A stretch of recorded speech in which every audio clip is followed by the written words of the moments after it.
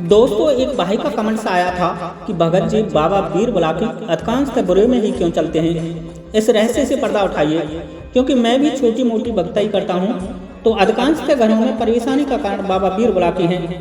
आज 100 में से 80 केसों में इनका ही हाथ होता है। यही समस्या है और फिर यही समाधान है। जिस घर में घुस जाते हैं वहाँ से हटाना इनको नामुमकिन होता है। बामन रूपी होने के कारण इनको कोई पहचान भी नहीं पाता, किसी का भी रूप रखने में सक्षम है और मानते हैं तो बड़े प्यार से मान जाते हैं। इनके बराबर कोई सच्चा भी नहीं है। जो भी काम लोग तुरंत करते हैं, लेकिन मेरा यही प्रश्न है कि अधिकांशतः ये बुरे में ही क्यों चलते हैं। इस रहस्य से पर्दा उठाने का कष्ट करें। मैंने कहा, देखो भाई, बाबा बीर बुलाकी बुरे में ही अधिकांशतः क्यों चलते हैं। आपको इस रहस्य को जानने के लिए बाबा बीर बुलाकी के जीवन को जानना पड़ेगा। उनका जीवन कैसा रहा, कैसे कटा, कैसे उनकी परवरिश हुई।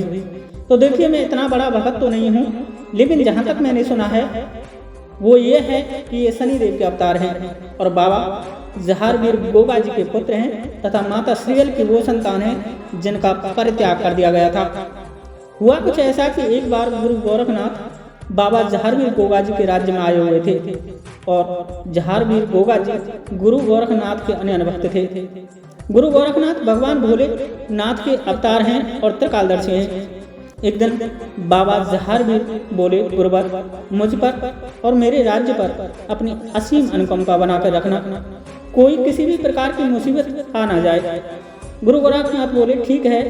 लेकिन एक दिन गुरु गोरखनाथ ने जब अपनी त्रिकालदर्शी नजरों से बांगड़ राज्य का ध्यान किया तो उन्होंने जाना कि शनि की कुदृष्टि बांगड़ प्रदेश पर पड़ने वाली है। उन्होंने और गहराई से देखा तो पता चला कि राजा जहारवीर की पत्नी रानी श्रीयल से उत्पन्न होने वाला पुत्र ही शनि का अंश अवतार है, जिसके पैदा होते ही बांगड़ राज्य में अनहोनी की घटना घटने लग जाएंगी। गुरु गोरखनाथ ने इस अनहोनी से बचाने के लिए एक रास्ता निकाला कि अपने शिष्य राजा गोगा जी को कुछ दिन के लिए अपने पास साधना में लगा करके रखा।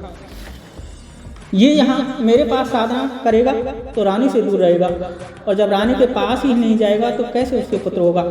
यह सब विचार करके उन्होंने बाबा जहारवीर को अपने पास बुलाया और तपस्या करने का आदेश दे दिया।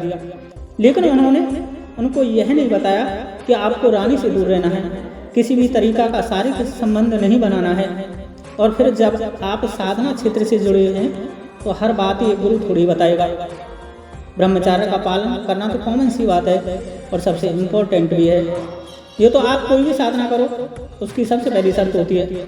और बाबा जहारवीर को जब बहुत समय हो गया तो एक दिन उनको उनके काम ने इतना उत्तेजित किया कि रात को छुपकर माता श्रीयल के पास पहुंच गए और अपनी काम पीड़ा को संतुष्ट किया।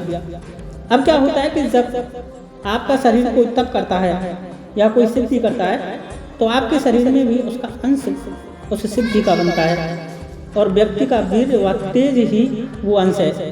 अब चूंकि माँ श्रीयल के घर में वह दाखिल हो गया था और अब उसमें कई गुण व अवगुण भी थे।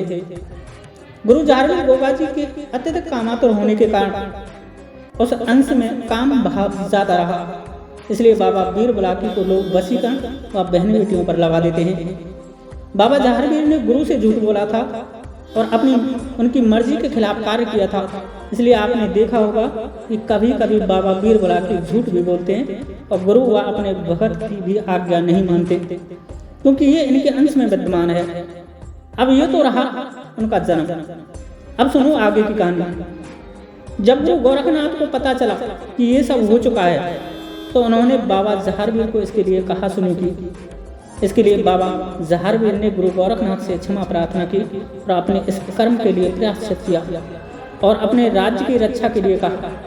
गुरु से इसका संबंध एक पिता पुत्र का होता है। इस पर उन्होंने बाबा जहारवीर को क्षमा करते हुए कहा कि यदि अब भी तुम अपने राज्य का भला चाहते हो तो अपने रानी को अपने राज्य की सीमा से बाहर कर दो, ना तो अपने राज्य में इसका जन्म होगा और ना ही कुदृष्टि पड़ेगी। और इसी तरह बाबा जहारवीर ने रानी श्रीयल का परित्याग कर दिया और देश निकाला दे दिया। जब रानी को एकाएक देश निकाला मिला तो अपने इस असहाय दुख का निवारण करने के लिए वह अपने कुलदेवी की शरण में गई और माँ के शरणों में दुखित होकर के विलाप किया और वहाँ कई दिनों तक मंदिर में ही रही। उधर वह मंदिर के सेवाकारों ने जब सब कुछ पूछा और पुजारी ने अपनी दृष्टि से देखा तो उन्हें ज्ञात हुआ कि गर्भ में पलने वाला बालक इनका कुल का नाशक है और यही रानी के दुख का कारण भी है। तो इसका पूरा भेद उन्होंने रानी को बताया। अब रानी का कर भी क्या सकती थी, इसलिए उन्होंने उस मंदिर में ही माँ के शरण में ध्यान लगाना शुरू कर दिया और एक तरह से माँ की सिद्धि हो गई। अब चूंकि बच्चा गर्भ में था तो उस सिद्धि का अंश भी उस बच्चे में आ गया और ये बालक जन्म से ही सिद्धिप्रद बालक हो गया। लेकिन पुजारी इस बालक को जन्म न देने को माँ श्रेय से कहा कि आप इस बालक को जन्म ना दें बल्कि इसको नष्ट कर दें, इसको मार दें। लेकिन माँ तो माँ होती है, इसलिए उन्होंने इस बच्चे को जन्म दिया, लेकिन उसे एक निर्जन वन में एक सूखे कुएं में रखवा दिया। अब चूंकि बच्चा जन्म से ही सिद्धि प्रदत्त था तो वह कुएं में मरा नहीं और वह जीवित रहा। संयोग से वहां होकर कुछ तांत्रिक लोग गुजर रहे थे।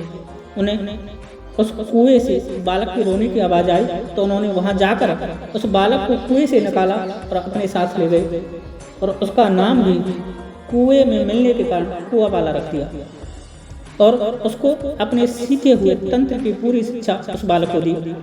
लेकिन दोस्तों, आप जानते हैं कि बिना माँ बाप के बच्चे पर कैसा प्रभाव पड़ता है। उसकी परवरिश उन लोगों ने की जो तामस विद्या को धारण किए हुए थे।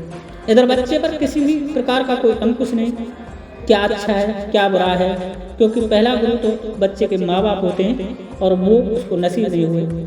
और इधर तामस विद्या का ज्ञान अर्थात सब कुछ बुराई बुरा। अब बताइए कि बुराई में जन्म लेने वाला बालक, इस पर कुछ तो उस समय परिस्थिति और संगत का असर पड़ेगा।